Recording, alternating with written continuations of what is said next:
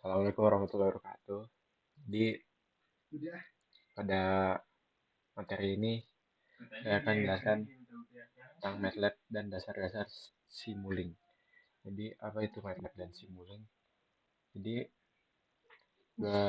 aplikasi itu adalah landasan di bidang teknik, memungkinkan para insinyur dan ilmuwan untuk merancang, menganalisis dan mensimulasikan sistem yang kompleks di berbagai disiplin ilmu, dari sistem kontrol hingga pemrosesan sinyal, permodalan keuangan hingga robotika. Kemampuan mereka tak tertandingi dalam hal fleksibilitas dan kekuatan.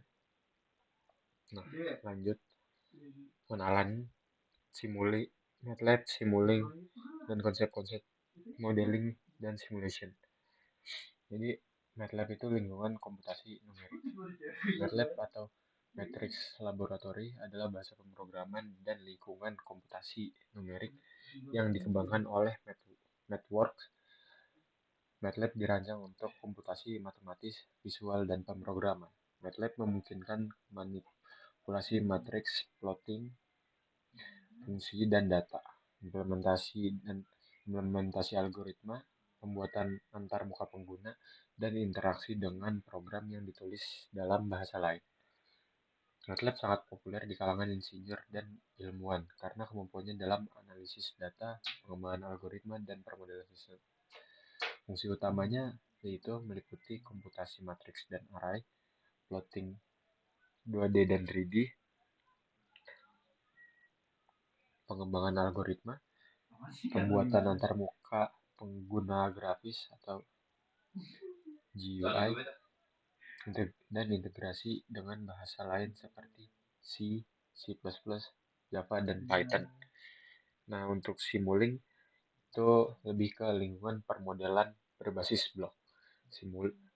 Lingkungan lingkungan berbasis blok untuk permodalan multi-domain dan simulasi sistem dinamis. Simulink terintegrasi penuh dengan MATLAB dan memungkinkan Anda untuk merancang sistem dengan menyeret dan menjatuhkan blok-blok representasi fungsional, lalu menghubungkannya. Simulink sangat ideal untuk simulasi sistem yang kompleks seperti sistem kontrol, pemrosesan sinyal, dan sistem komunikasi. Simulink menyediakan berbagai perpustakaan blok yang telah ditentukan sebelumnya, termasuk sumber, sink, operasi matematika, dan fungsi nonlinier. Keunggulan utama Simulink atau fungsi utamanya yang pertama antar grafis yang intuitif. Yang kedua, permodelan sistem linier dan non-linier. Yang ketiga, dukungan untuk sistem waktu kontinu dan discrete. Yang keempat, analisis dan visualisasi hasil simulasi. Dan yang terakhir, generasi kode otomasi untuk implementasi. Nah, lalu kita masuk ke pengantar memahami sistem dinamis. Yang pertama ada transformasi Laplace. Adalah alat matematika yang digunakan untuk mengubah fungsi waktu atau domain waktu menjadi fungsi frekuensi kompleks atau domain S. Ini menyederhanakan analisis sistem dinamis linier, mengubah persamaan diferensial yang kompleks menjadi persamaan aljabar yang lebih mudah dikelola. Dan itu rumusnya.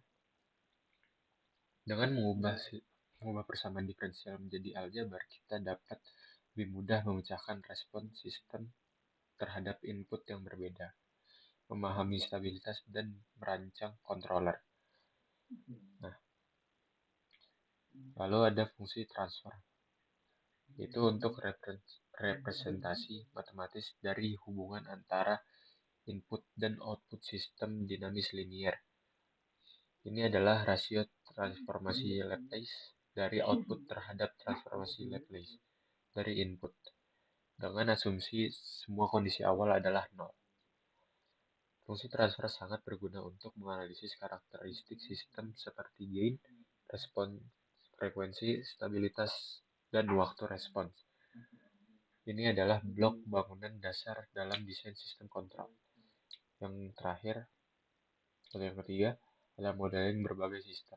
Konsep transformasi Laplace dan fungsi transfer dapat diterapkan pada sistem fisik, sistem mekanik, memodelkan massa, pegas, dan peredam untuk menganalisis gerakan dan getaran.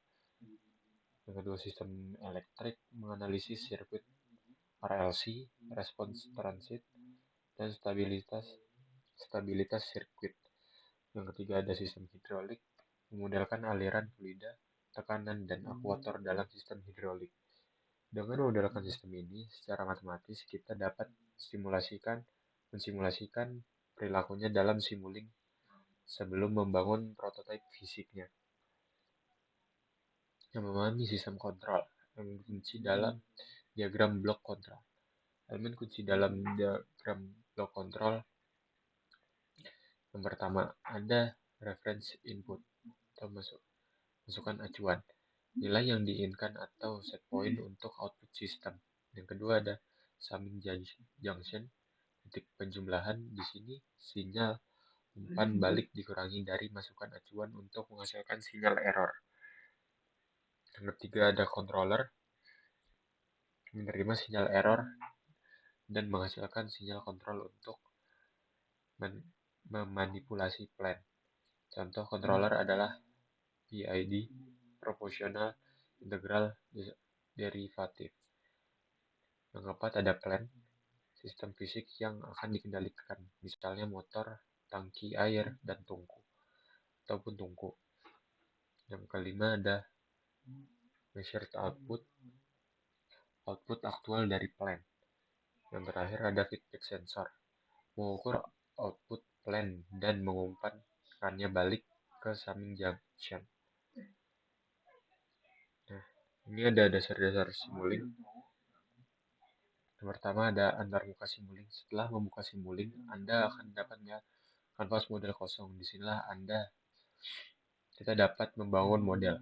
Di sebelah kiri ada perpustakaan blok yang berisi berbagai kategori blok fungsional. Anda dapat menyeret blok dari perpustakaan ke kanvas dan menghubungkan untuk membuat model. Lalu kita bisa mengatur parameter blok. Setiap blok memiliki parameter yang dapat dikonfigurasikan untuk menyesuaikan perilakunya. Klik 2 kali pada blok untuk membuka dialog parameter, di mana Anda dapat mengubah nilai, memilih opsi, dan mendefinisikan karakteristik blok. Ini penting untuk mengkalibrasi model Anda agar sesuai dengan sistemnya. Menambah dan menghubungkan blok. Menambah blok semudah menyeret dari library browser ke kanvas model. Menghubungkan blok melibatkan klik dan seret dari port output satu ke port input blok lainnya. Simuling secara otomatis akan menggambarkan garis koneksi untuk koneksi yang lebih kompleks. Anda bisa menggunakan Goto dan From Blocks.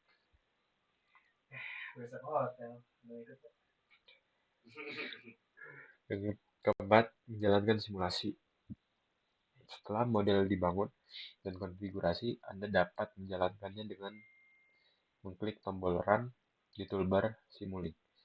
Anda juga dapat mengatur waktu simulasi, solver, dan opsi lainnya melalui configuration parameter untuk mengoptimalisasikan akurasi dan kecepatan simulasi. Nah, kita masuk ke library blok esensial di Simulingnya.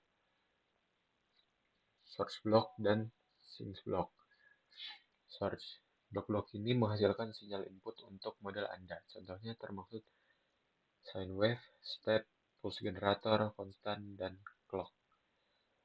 Ini memungkinkan Anda untuk menstimulasikan berbagai input sistem dari sinyal sederhana hingga pola yang kompleks. Sinks blok ini digunakan untuk menampilkan atau menyimpan output simulasi. Contohnya adalah scope untuk menampilkan sinyal secara grafis, display untuk menampilkan nilai secara numerik, dan to workspace untuk menyimpan data ke workspace MATLAB untuk untuk dianalitis lebih lanjut. Yang kedua ada MATLAB library dan matrice. Operasi matematika. Perpustakaan ini berisi blok untuk operasi matematika dasar seperti add, subtract, multiply, divide, gain, absolute value, dan fungsi trigonometri. Blok-blok ini memungkinkan Anda untuk melakukan perhitungan yang dilakukan dalam model Anda. Operasi matriks Simulink juga mendukung operasi matriks, memungkinkan Anda untuk memanipulasi array dan matriks secara efisien, yang sangat penting dalam permodalan sistem multi input dan multi output. Yang ketiga ada user defined function yang dibutuhkan ketika fungsionalitas yang Anda butuhkan tidak tersedia dalam bentuk blok standar, Anda dapat membuat fungsi Anda sendiri. Ini dapat dilakukan melalui MATLAB function block, memungkinkan Anda untuk menulis kode MATLAB secara langsung dalam blok Simulink, memberikan fleksibilitas untuk mengimplementasikan algoritma custom. Lalu, function builder untuk fungsi yang lebih kompleks atau ketika Anda perlu berinteraksi dengan kode C atau C++ eksternal. Lalu ada lookup tables. Blok lookup tables ini digunakan untuk memetakan input ke output menggunakan data table yang telah ditentukan. Ini sangat berguna ketika hubungan antara input dan output tidak dapat dijelaskan dengan persamaan matematika sederhana atau ketika Anda bekerja dengan data empiris. Mengelola sinyal dan logika. Dalam sistem yang kompleks, seringkali diperlukan untuk menggabung atau memisahkan dan juga mengalihkan sinyal berdasarkan kondisi tertentu. Simulink menyediakan berbagai blok untuk tujuan ini. Mux, Demux, dan Bus. Mux yang pertama menggabungkan beberapa sinyal input ke dalam sinyal vektor. Ini berguna untuk mengatur kabel di model yang kompleks. Demux memisahkan sinyal vektor kembali menjadi sinyal-sinyal individual. Bus creator atau selector mirip dengan Mux atau Demux, tetapi memungkinkan Anda untuk memberi nama sinyal dalam bus, membuatnya lebih mudah dibaca dan dikelola, terutama untuk sistem dengan banyak sinyal. Yang kedua ada selectors dan switchers. Selector mengizinkan Anda untuk memilih elemen tertentu dari sinyal vektor atau matriks, atau untuk mengatur ulang urutan elemen. Switch mengalihkan antara dua input berdasarkan nilai sinyal kontrol ketiga. Jika sinyal kontrol memenuhi kondisi tertentu, satu input dilewatkan, jika tidak, input lainnya dilewatkan. Ini ideal untuk implementasi logika kondisional. Logic operation. Melakukan operasi logika boolean atau AND, OR, NOT, SOR. Ini sangat penting untuk membangun logika dan keputusan dalam membangun model. Relation operator block. Melakukan perbandingan antara dua input, misalnya kurang, lebih, sama dengan, dan yang ada di situ. Menghasilkan output boolean yang dapat digunakan sebagai input blok logika atau switch. Nah, ini rangkaian sederhana untuk Simulinknya. Nah, mungkin cukup sekian dari saya. Kurang lebih mohon maaf. Sudah kelar.